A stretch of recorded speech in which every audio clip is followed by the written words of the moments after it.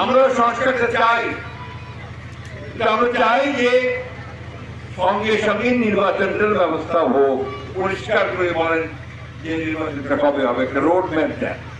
এই কথাটাই আমরা বারবার করে বলছি। রোড ম্যাপটা দিলে মানুষ আসতে হবে যে নির্বাচনটা হবে। যে বাংলাদেশের যে উপদেষ্টা, বৈদেশিক উপদেষ্টা তহিদ সাহেব, তিনি বলছেন যে আরাকানদের সঙ্গে যোগাযোগের জন্য আমরা একটা হিউম্যানিটেরিয়ান প্যাসেজ, মানবিক একটা প্যাসেজ আমরা আরাকানে দিতে চাচ্ছি।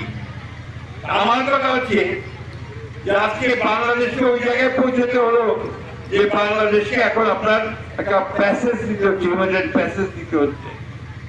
অনেক বড় সিদ্ধান্ত। এই সিদ্ধান্তের সঙ্গে আমাদের স্বাধীনতা, সার্বভৌমত্ব এবং ভবিষ্যতে এই অঞ্চলের শান্তি স্থিতিশীলতা জড়িত আছে। সরকারের উচিত ছিল, দায়িত্ব ছিল এই বিষয়টা নিয়ে সমস্ত রাজনৈতিক দলগুলোর সঙ্গে কথা বলা। এটা কথা না বলে তারা এককভাবে সিদ্ধান্ত নিয়ে আজকে এই হিউম্যানিটেরিয়ান প্যাসেজ বলে তারা জায়গা দিচ্ছে। আমাদের মানুষকে সাহায্য করার ব্যাপারে কোনো আপত্তি নাই, জাতিসংঘ উদ্যোগ তাকে সাহায্য করার আমাদের আপত্তি নাই। এটা হতে হবে সমস্ত মানুষের সমর্থনে।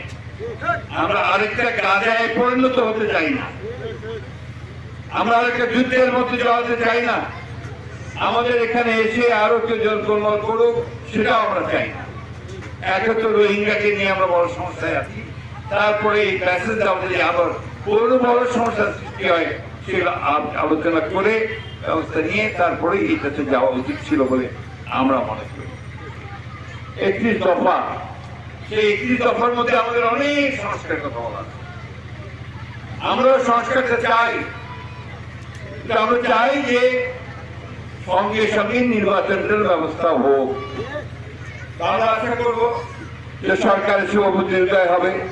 তারা বলেছে যে তারা নির্বাচন ডিসেম্বর থেকে জুনের মধ্যে দেওয়ার চেষ্টা করবে। আমরা বলি ওই ডেট কথা না বলে পরিষ্কার করে বলেন যে নির্বাচনটা কবে হবে, একটা রোড ম্যাপ দেন। এই কথাটাই আমরা বারবার করে বলছি। রোড ম্যাপটা দিলে মানুষ আসতে হবে যে নির্বাচনটা হবে। নির্বাচন দিলে আমাদের বিশ্বাস যে আমরা অন্তত আমাদের সকলের ভোট সকলে দিয়ে সুন্দর একটা নির্বাচন করে আমরা জনগণের সকলের পছন্দ করা একটা সরকার আমরা গঠন করতে পারবো, তাই না? কায় হিন্দু কায় মুসলমান দেখে নাই, কায় বলে মুক্তি, তাকে মারো, তার বিরুদ্ধে মামলা কর, তাকে কেস দাও, তাকে জেলে দাও। আমরা করতে না বেরিয়ে ফেলতে গুলি করে, আপনার ট্রেন গান্ধী গুলি করে মেরে ফেলছে। মনে আছে? মা আপনারা কেউ বাড়িতে থাকতে পারতো না, সব পালাই গেছিল। আমরা নিজেরাও পাড়ায় চলে গেছিলাম, কারোর বাড়ি থেকে, সেই গ্রামের বাড়িতে গেছি, গ্রামের বাড়ি থেকেও পাড়ায় চলে গেছি, শেষ পর্যন্ত ইন্ডিয়া পাড়ায় চলে গেছি, যুদ্ধ করেছি দেশটাকে স্বাধীন করার জন্য। স্বাধীন হয়েছে, স্বাধীন দেশে আমরা যেটা পাইনি সেটা হচ্ছে যে আমরা আমাদের অধিকারটাকে পাইনি। বন্ধুগণ, আপনাদের আমি মনে করে দিতে চাই, এখানে বেশিরভাগ মানুষ আছেন যারা ইসলাম ধর্ম বিশ্বাস করেন। তারা বিশ্বাস করেন যে এখানে আমাদের ধর্ম, এটাকে আমরা মূল্য দিই। হিন্দু ভাইরা তাদের ধর্মকে মূল্য দেয়, তাই না?